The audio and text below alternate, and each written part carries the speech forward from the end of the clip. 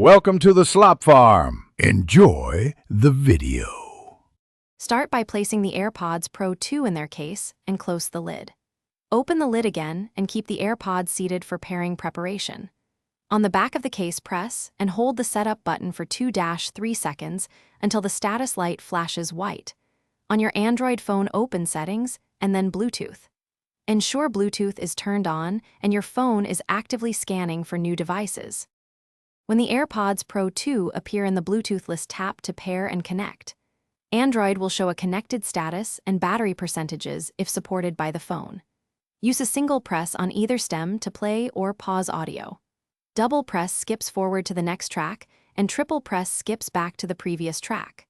Press and hold the stem for 2-3 seconds to toggle between active noise cancellation and transparency mode while listening.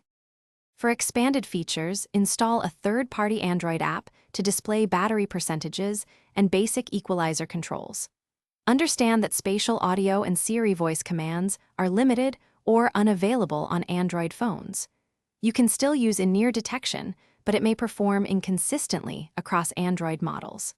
Firmware updates require an Apple device. Keep that in mind for long.